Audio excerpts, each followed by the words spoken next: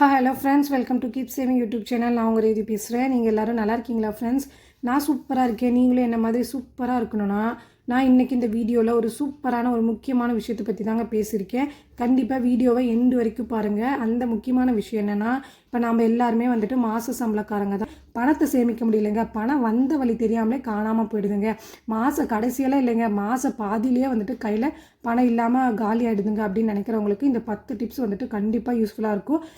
மாதம் நம்மளுக்கு வந்துட்டு சம்பளம் வரும். அப்படி இல்லைன்னா வாரம் சம்பளம் வாங்கக்கூட நிறைய பேர் இருக்கீங்க. இந்த மாதிரி உங்களுக்கு சம்பளம் வந்த உடனே உங்கள் கையிலேயே நிற்கலையா? இப்போ தான் நம்மளுக்கு சம்பளம் வாங்கி ஒரு 10 நாள் 5 நாள் ஆகுது. அதுக்குள்ளேயே வந்துட்டு சம்பளம் வந்த வழியே தெரியாமல் காணாமல் போயிடுதுங்க. அப்படி நிறைய பேர் புலம்பிகிட்டு இருக்கீங்க. இந்த மாதிரி ஒவ்வொரு மாதமும் சம்பளம் வந்த உடனே கைக்கு வந்ததுமே காணாமல் போயிடுதுங்க அப்படின்னு புலம்புறவங்களுக்கு இந்த வீடியோ வந்துட்டு ரொம்பவே யூஸ்ஃபுல்லாக இருக்குங்க. இப்போ மாத சம்பளம் வாங்கக்கூடியவங்களாக இருந்தாலும் சரி, இல்லை வார சம்பளம் வாங்கக்கூடியவங்களாக இருந்தாலும் சரி, கண்டிப்பாக உங்கள் பணத்தை எப்படி சேமிக்கலாம்னு சொல்லிட்டு இந்த வீடியோவில் ஒரு 10 சூப்பரான டிப்ஸ் சொல்லியிருக்கேன். கண்டிப்பாக ஃபாலோ பண்ணி பாருங்கள். நீங்களும் உங்கள் வாழ்க்கையில் ஓகோன்னு வருவீங்க. இப்போ நீங்கள் எல்லாருமே வந்துட்டு நான் பல வருஷமாக வேலை பார்த்துட்ருக்கீங்க அப்படின்னு இருக்கவங்க கூட இந்த வீடியோ கண்டிப்பாக யூஸ்ஃபுல்லாக இருக்கும். அப்படி இல்லை நீங்கள் இப்போ தான் காலேஜ் முடித்து ஒரு வேலைக்குன்னு சொல்லி சேர்ந்துருக்கீங்க, அந்த மாதிரியும் நீங்கள் இருக்கலாம். அப்படி இருக்க ஒரு நியூவாக இருக்கவங்களுக்கு கூட இந்த வீடியோ கண்டிப்பாக வந்துட்டு ஒரு சூப்பரான டிப்ஸாக தான் இந்த வீடியோ இருக்கும். நான் இப்போ வாங்க ஒவ்வொரு டிப்ஸாக பார்க்கலாம். அதுக்கு முன்னாடி நம்ம வீடியோக்கு இப்போ தான் நீங்கள் ஃபஸ்ட் டைம் வரீங்கன்னா நம்ம வீடியோக்கு ஒரு லைக் பண்ணிவிட்டு நம்ம சேனலையும் சப்ஸ்கிரைப் பண்ணி வச்சுக்கோங்க ஃப்ரெண்ட்ஸ். இப்போ வாங்க வீடியோக்குள்ளே போகலாம். ஃபஸ்ட்டு டிப்ஸ் என்னென்னா, பட்ஜெட் போடுங்கப்பா. நான் எல்லாத்துக்குமே சொல்கிறது தாங்க, ஃபஸ்ட்டு பட்ஜெட் போடுங்க. நீங்கள் பட்ஜெட் போட்டால் தான் உங்களுடைய தேவையில்லாத செலவுகளை கண்டிப்பாக நீங்கள் எதில் செலவு பண்ணுறீங்க அப்படின்னு சொல்லிட்டு நீங்கள் கண்டிப்பாக கண்டுபிடிக்க முடியுங்க. முதல்ல உங்களுக்கு வருமானம் வந்த உடனே எவ்வளோ பணம் உங்களுக்கு வந்திருக்கு. இப்போ ஒவ்வொருத்தர் வந்துட்டு ஒரு வேலை மட்டும் பார்த்து அது மூலிமா உங்களுக்கு வருமானம் வந்திருக்கும். இல்லைனா ஒவ்வொருத்தர் வந்துட்டு வேலையை பார்ப்பீங்க, உங்கள் வீடு வாடகை கிடைக்கும். இந்த மாதிரி 2-3 சோர்ஸ் மூலிமா உங்களுக்கு வருமானம் கிடைக்கும். இந்த மாதிரி உங்களுக்கு எவ்வளோ பணம் வருது, எவ்வளோ பணம் உங்களுக்கு செலவாகுதுன்னு உங்களால் ஒரு லிஸ்ட்டு ஈஸியாக போட முடியுங்க. நீங்கள் இந்த மாதிரி பட்ஜெட் போடும்போது நீங்கள் பட்ஜெட்டுக்கு ஈஸியாக வந்துட்டு ஒரு பேப்பர் பேன் ஆடுங்க. அப்படி இல்லையா, இப்போ எல்லார் வீட்லேயும் எல்லார் கையிலையும் வந்துட்டு ஆண்ட்ராய்டு மொபைல் இருக்குது. அந்த மொபைல்லேயே நிறைய பட்ஜெட் ஆப்ஸ் எல்லாம் இருக்குங்க. உங்களுக்கு எது கன்வீனியண்ட்டாக இருக்கோ அதை நீங்கள் செலக்ட் பண்ணி கூட அதில் நீங்கள் பட்ஜெட் போடலாங்க.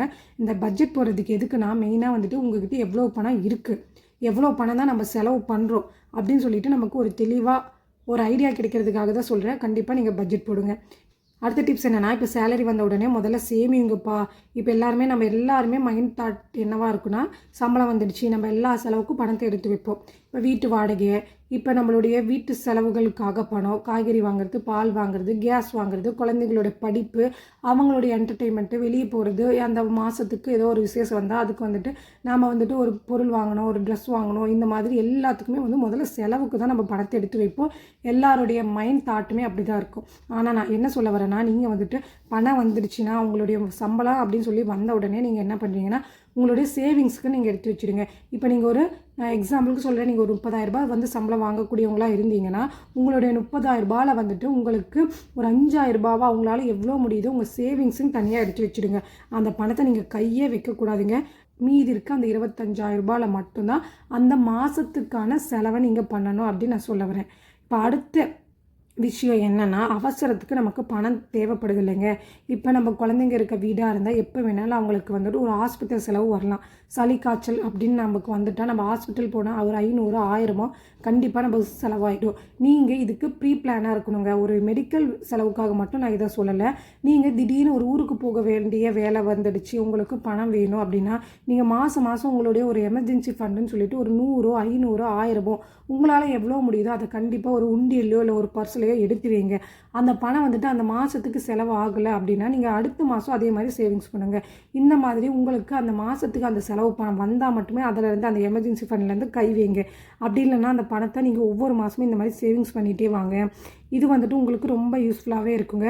அடுத்த டிப்ஸ் என்னென்னா, தேவையில்லாத செலவை நம்ம ஃபஸ்ட்டு குறைச்சிக்கலாங்க.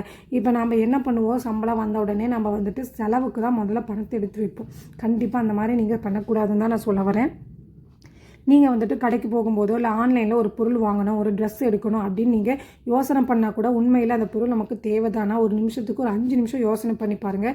இந்த மாதிரி சின்ன செலவுகளை நீங்கள் குறைச்சா கூட மாத கடைசியில் வந்துட்டு உங்கள் கையில் வந்துட்டு ஒரு பெரிய தொகையாக மிச்சமாகுங்க. கண்டிப்பாக வந்துட்டு தேவையில்லாத செலவை நீங்கள் குறைச்சிக்கலாம். இப்போ காலையில் நம்ம வந்துட்டு பால் வாங்குறதுக்கு கடைக்கு போகிறோம், குழந்தைகளை கூட்டிகிட்டு போகிறோம், அம்மா அதை வாங்கி கொடுங்கம்மா, அம்மா இந்த பிஸ்கட்டை வாங்கி கொடுங்கன்னு கேட்பாங்க.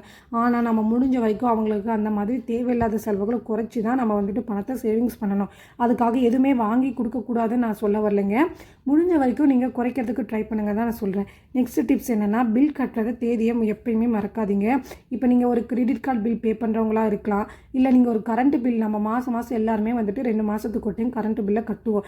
அப்படி நாம் கட்ட மறந்துட்டா நம்மளுக்கு கண்டிப்பாக வந்துட்டு ஃபைன் போட்டு தான் நம்ம அந்த கரண்ட் பில்லை பே பண்ணுற மாதிரி வரும். நம்மக்கிட்ட இருக்க பணமும் போயிடுங்களா. அந்த மாதிரி நீங்கள் கண்டிப்பாக வந்துட்டு நீங்கள் பில் கட்டுற தேதியெல்லாம் மறந்துடாதீங்க. கண்டிப்பாக அந்த டைமுக்குள்ளே நீங்கள் கட்டிடுங்க. இப்போ வீட்டு வாடகைலாம் ஒன்றும் பிரச்சனை இல்லைங்க. இப்போ வீட்டுக்கு ரெண்ட் கொடுக்கணும்னா நீங்கள் இப்போ 1ஆம் தேதி கொடுக்கணுன்னா ஒரு 2 நாளோ 3 நாளோ தள்ளி கூட நீங்கள் கொடுக்கலாம். அது ஒரு பிரச்சனை இல்லை. ஆனால் இந்த current bill, credit card bill, அப்புறம் இந்த மாதிரி பில்ஸ் எல்லாம் வந்துட்டு தேதியை மறக்காமல் நீங்கள் கட்டுறதுக்கு ட்ரை பண்ணி பாருங்கள். 6th டிப்ஸ் என்னென்னா, சின்னதாக ஃபஸ்ட்டு நம்ம சேமிக்கலாங்க. இப்போ நம்ம எல்லாருமே வந்துட்டு ஒரு மிடில் கிளாஸ் ஃபேமிலியாக தான் இருக்கும். ஸோ அப்படி இருக்கும்போது நம்ம சின்னதாக நம்மளால் ஈஸியாக ஒரு சேவிங்ஸ் பண்ண முடியுங்க. ஒரு நாளைக்கு உங்களால் 50 ரூபாய் எடுத்து வைக்க முடியுமா? ரெகுலராக நீங்கள் 50 ரூபான்னு சொல்லிட்டு ஒரு சேவிங்ஸ் பண்ணிட்டு வாங்க. அதுக்கு ஒரு பர்ஸோ இல்லை உண்டியலோ நீங்கள் எடுத்து வச்சு அதில் நீங்கள் சேவிங்ஸ் பண்ணிட்டு வரலாம். உங்கள் குழந்தைங்களுக்கும் இந்த சேவிங்ஸ் பழக்கத்தை நீங்கள் உருவாக்கி விடலாங்க.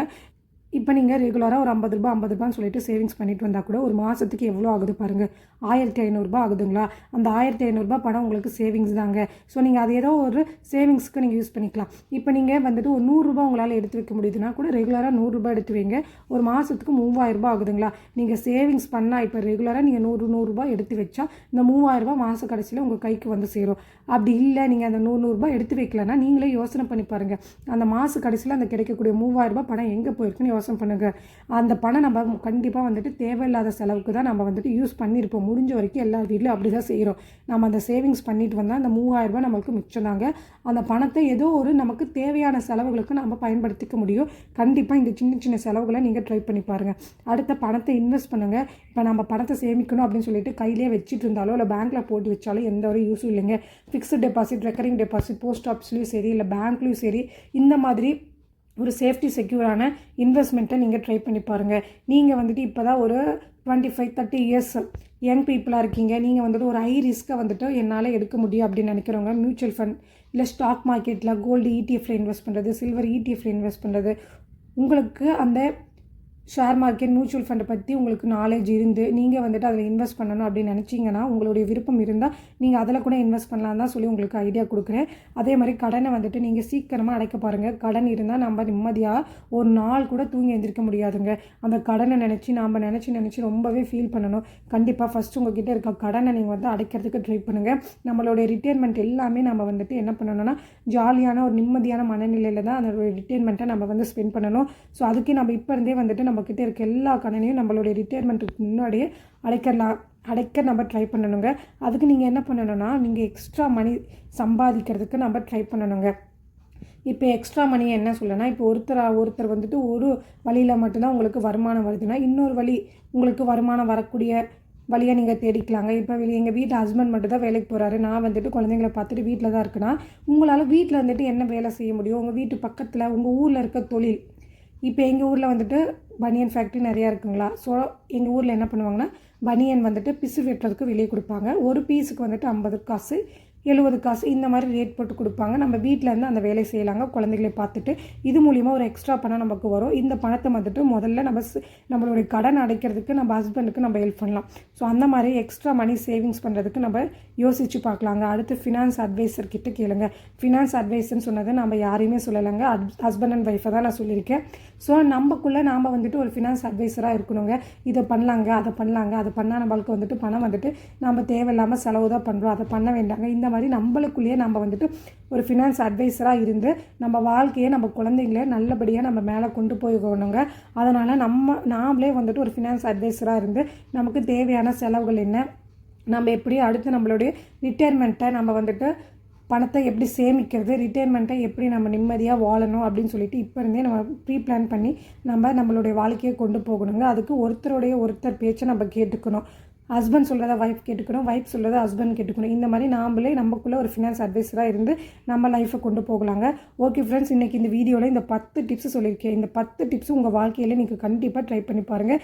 நீங்கள் ஓகோன்னு உங்கள் வாழ்க்கையில் வந்துடுவீங்க. இந்த 10 டிப்ஸை நீங்கள் ஃபாலோ பண்ணி கண்டிப்பாக ட்ரை பண்ணி பாருங்கள். மாத கடைசியில் வந்துட்டு உங்கள் கையில் வந்துட்டு பணமே இல்லை அப்படின்னு புலம்பக்கூடியவங்க கூட ஈஸியாக வந்துட்டு மணி சேவிங்ஸ் நான் பண்ணிட்டேன் இந்த மாதத்துக்கு அப்படின்னு சொல்லிட்டு உங்களால் கண்டிப்பாக சொல்ல முடியுங்க. அந்த அளவுக்கு இந்த 10 டிப்ஸும் வந்துட்டு ஒரு பவர்ஃபுல்லான டிப்ஸாக இருக்கும் நான் நினைக்கிறேன். ஓகே ஃப்ரெண்ட்ஸ், இன்றைக்கி இந்த வீடியோவில் வந்து நான் சொன்ன இந்த 10 டிப்ஸில் உங்களுக்கு எந்த டிப்ஸ் பிடிச்சிருக்குன்னு சொல்லிட்டு கமெண்ட் பாக்ஸில் கமெண்ட் பண்ணுங்கள். நானும் பார்த்து தெரிஞ்சுக்கிறேன். கண்டிப்பாக இந்த வீடியோ உங்களுக்கு பிடிச்சிருந்தா லைக் பண்ணிவிட்டு நம்ம சேனலையும் மறக்காமல் சப்ஸ்கிரைப் பண்ணி வச்சுக்கோங்க. உங்கள் ஃப்ரெண்ட்ஸ் அண்ட் ஃபேமிலிக்கும் இந்த வீடியோவை ஷேர் பண்ணி விடுங்க. அவங்களும் இந்த மாதிரி பட்ஜெட் போட்டு ஒரு சரியான பிளான் பண்ணி அவங்க குடும்பத்தையும் அவங்களும் ரன் பண்ணி சந்தோஷமாக இருக்கட்டுமே. மறக்காமல் நம்ம சேனலையும் சப்ஸ்கிரைப் பண்ணி வச்சுக்கோங்க ஃப்ரெண்ட்ஸ். இந்த மாதிரி பட்ஜெட் போட்டு உங்கள் பணத்தை சேமித்து நீங்களும் ஜாலியாக இருங்க. ஓகே ஃப்ரெண்ட்ஸ், தேங்க்ஸ் ஃபார் வாட்சிங்.